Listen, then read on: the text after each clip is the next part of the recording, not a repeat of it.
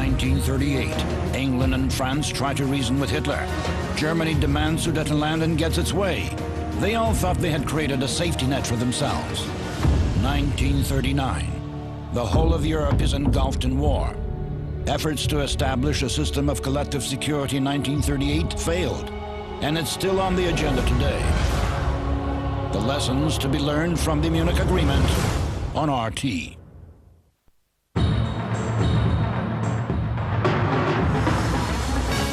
Made-up mayhem, a false half-hour news report announcing a Russian invasion and the assassination of President Mikhail Saakashvili on one of Georgia's main TV channels sparks panic and demonstrations in the country.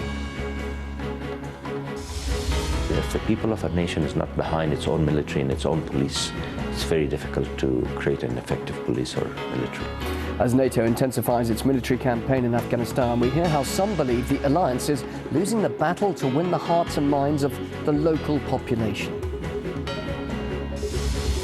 A Herculean task, the European Union wrestles with a serious rift over a possible financial lifeline for Greece, as the country, marred in huge debt, is engulfed by waves of public unrest.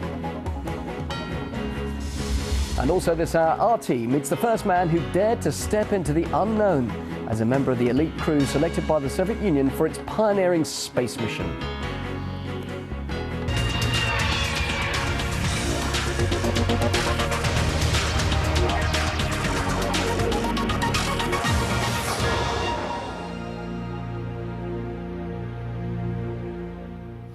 With a look back at the top news stories from the last week and the latest developments, this is RT here in the Russian capital. Good to have you with us.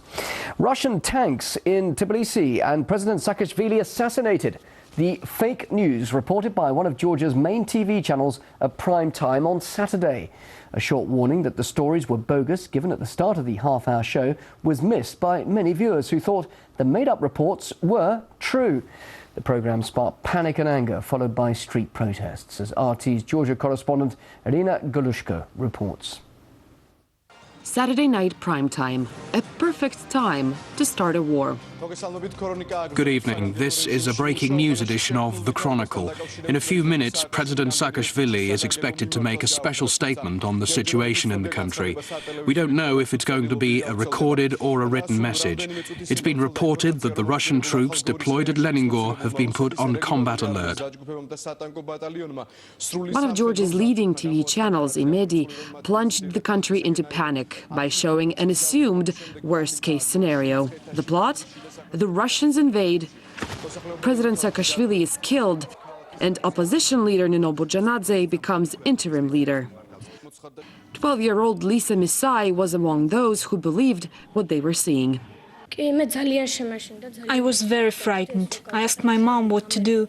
My friends called me. They said they were packing their stuff and leaving the city. Then we found out this was not true. We were shocked. But as the dust settled, it became clear this war was just a hoax, a pilot for an Imedi program detailing the worst of what could happen.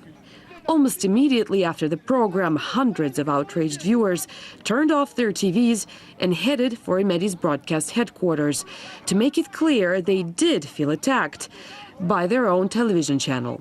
Former parliamentary speaker Nino Burjanadze had a starring role in the counterfeit conflict and now demands the channel be held responsible in the court of law.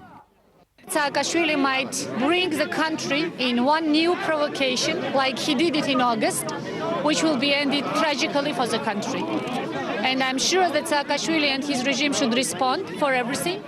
The network has since apologized, but the fallout from Imedi's scandalous pilot current affairs show quickly spread to Moscow.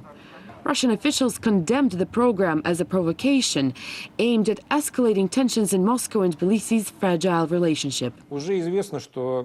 Now, President Saakashvili is trying to distance himself from that report, putting the blame on the management of the TV channel, and says he was as surprised as anyone.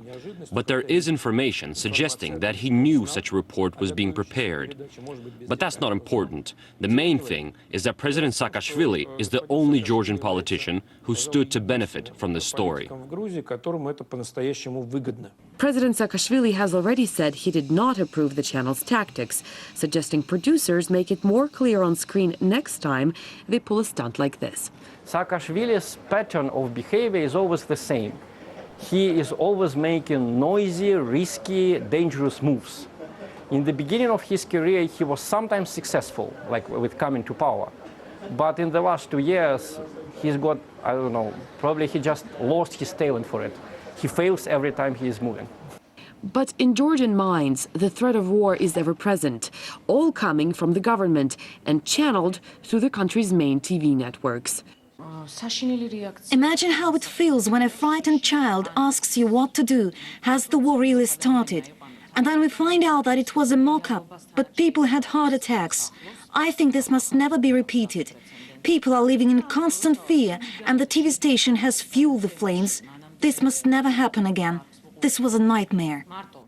Until now, President Saakashvili's irrational fear of invasion has been limited to statements that Russia is the enemy and will attack soon. But the feeling is that this time, Georgia's third largest TV channel has gone a bit too far. Georgians don't usually question their media, but TV news should be a sign of trust. Maybe now viewers in Georgia won't take it all at face value.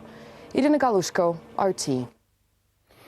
And Giulietta Chiesa, an Italian journalist and former European MP, thinks the reason Georgian people believe the report is because he claims they've been brainwashed over time. I think everybody believes that it is a complete stupid move and very risky. Well, but the most part of the commentary are of a different kind. That seems that the mood, the psychological mood of the population in Tbilisi and in Georgia is of a people enough manipulated, because only people very seriously manipulated can believe this story. This is a clear demonstration that there is in the Georgian population a very bad information about the real situation.